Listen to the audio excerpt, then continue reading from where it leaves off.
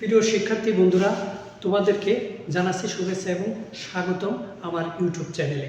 আজকে তোমাদের মাধ্যমিকের গণিতের সারণী তৈরি পরিসংখ্যানের সেটা নিয়ে আমি আলোচনা করব যে সারণী কিভাবে তৈরি করতে হয়।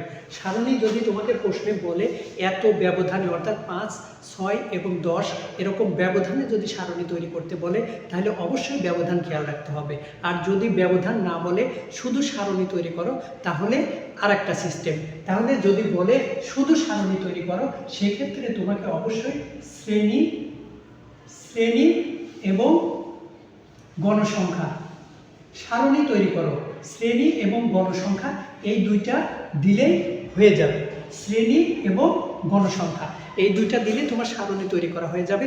যদি ব্যবধান বলে 5 এবং 6 এবং 10, যদি ব্যবধান বলে অবশ্যই ব্যবধানের শ্রেণী তৈরি করতে হবে। মনে রাখতে হবে ব্যবধান বলতে বোঝায় 5, 6 বা 10। এই ব্যবধান বলতে বোঝায় হচ্ছে যে তোমার 15 থেকে যদি 19 হয় তাহলে এখানে হিসাব করতে হবে, শুরু এবং শেষ সব গুনতে হবে। 15, 16, 17, 18, 19 অর্থাৎ 5। এখানে ব্যবধান হয়েছে 5। যদি ব্যবধান 6 চাই তাহলে এখানে 20 হবে। ব্যবধান যদি 10 চাই তাহলে ঠিক প্রথম থেকে শেষ পর্যন্ত গুনে যায় যেটা হবে সেটাই হচ্ছে ব্যবধান। আর যদি ব্যবধান না চাই তাহলে সুবিধামতো সংখ্যা ধরে ব্যবধান নেওয়া যায়।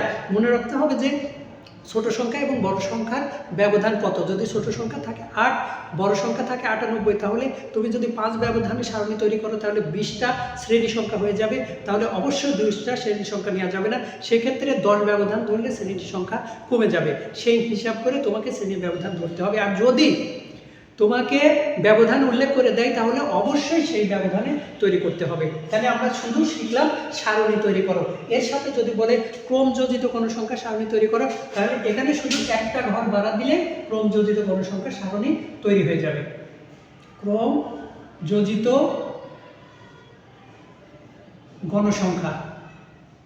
তাহলে এর আগের ভিডিওতে আমি দেখাইছি যে ক্রমযোজিত গণসংখ্যা কিভাবে আসে, ক্রমযোজিত গণসংখ্যা কিভাবে আসে অর্থাৎ গণসংখ্যা এখানে যদি 7 হয় তাহলে উপরেরটা 7ই হবে।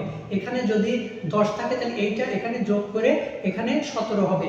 এখানে যদি 5 থাকে তাহলে এটা এখানে যোগ করে 22 হবে। এরকম ক্রমযোজিত গণসংখ্যা সারণী তৈরি করতে হয়। এবং এখানে যদি গড় চাই যে গড় নির্ণয় করো তাহলে সেখানে কি হবে, সারণী থেকে গড় নির্ণয়। সেখানে আমরা দেখি সারণী থেকে গড় নির্ণয় কিভাবে হয়। এখানে গণসংখ্যার শ্রেণী হবে একটা ঘর, গণসংখ্যা হবে একটা ঘর এবং মধ্যমান অর্থাৎ মধ্যবিন্দু এবং আরেকটা ঘর হবে মধ্যবিন্দু গুণন গণসংখ্যা। মধ্যবিন্দু গুণন গণসংখ্যা অর্থাৎ যদি সারণী থেকে গড় নির্ণয় করতে বলে তাহলে 4টা ঘর হবে। 4টা ঘর হবে, একটা শ্রেণী, একটা গণসংখ্যা, একটা মধ্যবিন্দু এবং একটা মধ্যবিন্দু গুণন গণসংখ্যা। তাহলে যদি শ্রেণী থাকে এরকম 15, 19 এবং গণসংখ্যা 7, মধ্যবিন্দু কত, মধ্যবিন্দু বের করার নিয়ম হচ্ছে শ্রেণীর প্রথম সংখ্যা এবং দ্বিতীয় সংখ্যা যোগ করে 2 দিয়ে ভাগ অর্থাৎ 15 যোগ 19 অর্থাৎ 34। তাহলে এর অর্ধেক 2 দিয়ে ভাগ করলে হবে হচ্ছে 17। তাহলে মধ্যবিন্দু হবে 17। ঠিক এইটা আর এইটা গুণ করে এখানে বসাতে হবে। 49 এবং 4, 7 আর 4 11, 119। অর্থাৎ আমাদের এখানে গড় নির্ণয় করতে হলে মধ্যবিন্দু গুণন গণসংখ্যা, এই বরাবর মধ্যবিন্দু এবং গণসংখ্যা যা থাকবে সেটা গুণ করে এখানে বসাতে হবে। এবং প্রত্যেকটি শ্রেণীর ক্ষেত্রে একই হবে। একই হওয়ার পরে এইটা এখানে মধ্যবিন্দু গুণন গণসংখ্যা যোগ করতে হবে। এরকম যদি থাকে তাহলে এরকম যোগ করতে হবে। যোগ করার পরে এখানে গণসংখ্যা যোগ করতে হবে।